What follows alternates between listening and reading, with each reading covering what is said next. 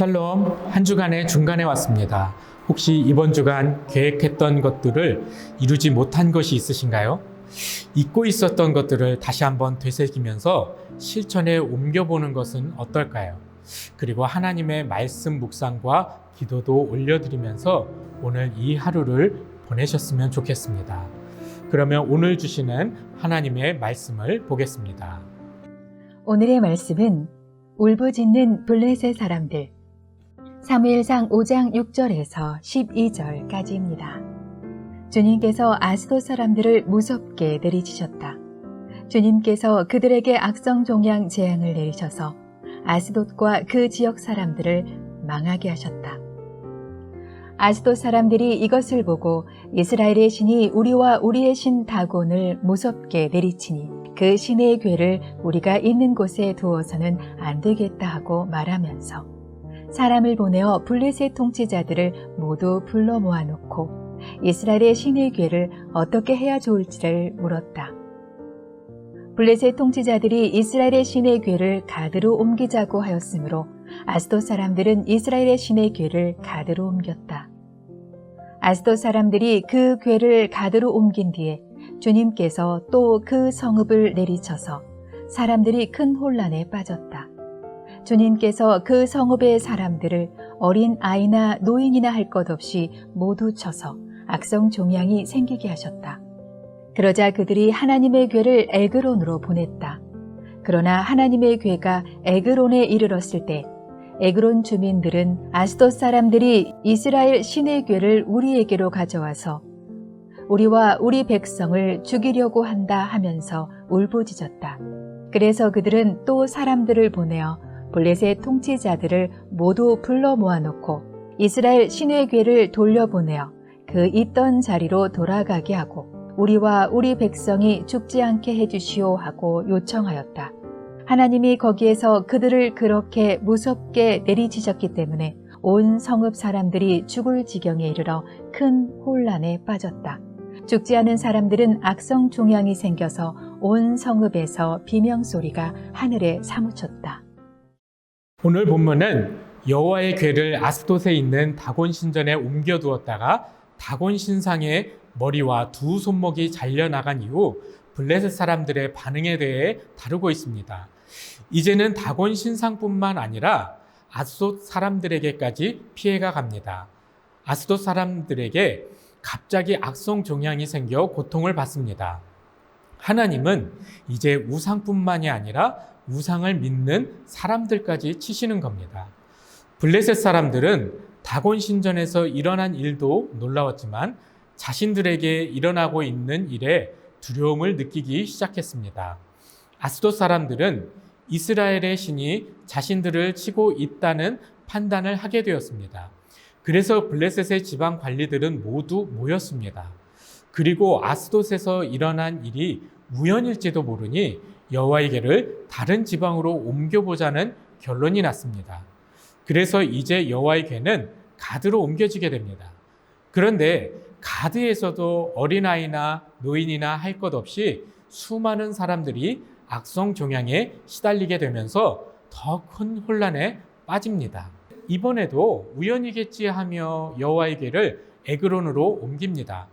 상황은 점점 더 심해져 에그론의 온 성읍 사람들이 죽을 지경에 이릅니다. 그나마 죽지 않은 사람들은 여전히 악성 종양으로 고통받습니다. 그래서 이제 이들은 여호와의 궤를 원래 있던 곳으로 돌려보내자 아우성을 칩니다. 이로써 분명해진 것은 이스라엘과 블레셋의 전쟁에서 블레셋이 승리한 것은 신들의 전쟁에서 다곤 신이 이긴 것이 아니라는 겁니다. 이스라엘의 하나님이 약해서가 아니었던 것이었습니다. 이스라엘의 연약한 군사력 때문에 블레셋이 승리한 것뿐인데 블레셋 사람들은 자신들의 신 다곤이 이기게 했다 믿은 거죠. 그리고 하나님을 작은 민족 이스라엘에 믿는 하찮은 신으로 여긴 겁니다.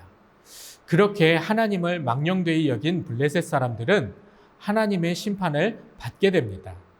이스라엘의 타락과 오만함 때문에 하나님은 이스라엘과 블레셋의 전쟁에서 떠나셨습니다. 이스라엘이 전쟁에 패했어도 하나님은 살아계신 분이시라는 것이 증명된 겁니다. 그런데 우상을 섬기는 블레셋 사람들은 여전히 깨닫지 못합니다. 다곤이 가짜라는 것을 인정하는 것이 아니라 여호와보다 조금 약한 신이라 여기는 것뿐입니다. 그래서 자신들의 잘못과 죄를 뉘우치는 것이 아니라 여호와의 궤를 다른 곳으로 옮기는 정도로 문제를 해결하려 합니다.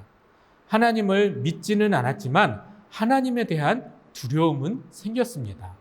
하나님이 살아계신 분이시라는 것도 알게 되었습니다. 그런데 행동의 변화는 일어나지 않습니다. 여호와의 궤만 여기 없으면 된다 여기는 겁니다. 우리도 때론 이렇게 블레셋 사람들과 같은 실수를 할 때가 있지 않은가요?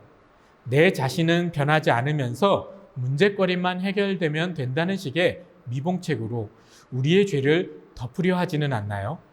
눈 가리고 아웅식의 행동으로 자기 합리화의 죄를 또 범하고 있는지 스스로를 돌아봐야 합니다. 블레셋 사람들의 행동을 보면서 우리가 얻을 수 있는 결론은 하나님은 살아계신 분이시라는 겁니다. 그리고 우리와 함께 하시고 우리의 마음을 살피시는 분이십니다.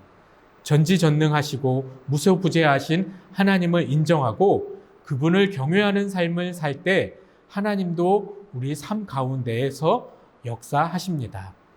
하나님의 살아계심을 인정하면서도 죄의 행동에 변화가 없는 것은 하나님을 경외하는 삶이 아닙니다. 하나님께서 원하시는 것은 행동의 변화도 있지만 진정한 회개를 원하시는 것입니다. 우리는 분명히 예수 그리스도의 십자가 은혜로 모든 죄를 사함 받았습니다. 하지만 우리는 여전히 수많은 죄악 속에서 살아가고 있습니다.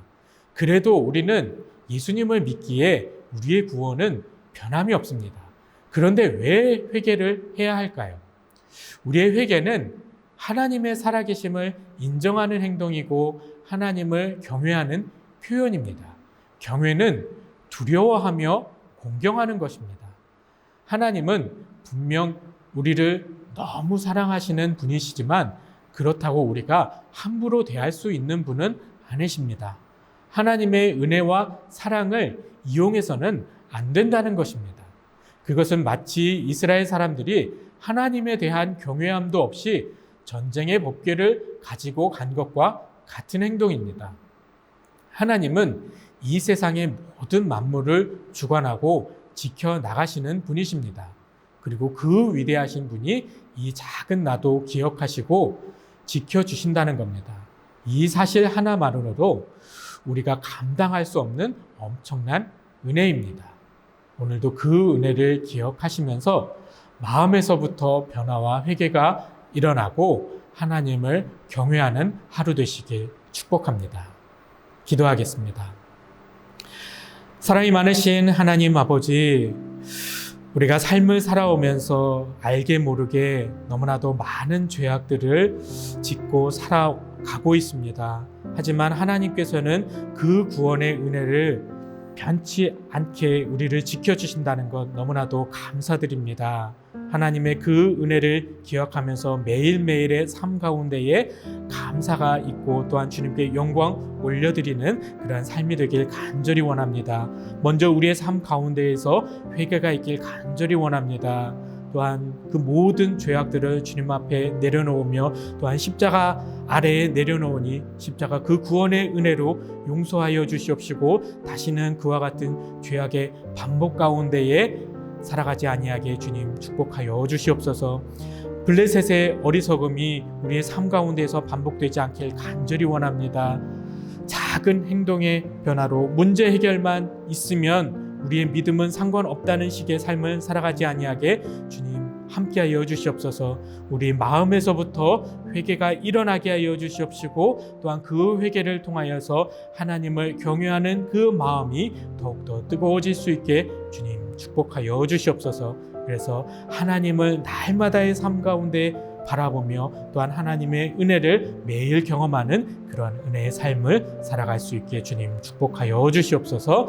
이 하루도 주님 앞에 그렇게 올려드리며 나아갑니다. 주님께서 인도하여 주시옵시고 주님께서 이끌어 주시는 믿음의 하루 될 수 있게 주님 축복하여 주시옵소서. 이 모든 것 주님께 감사드리오며 예수님의 이름으로 기도합니다. 아멘.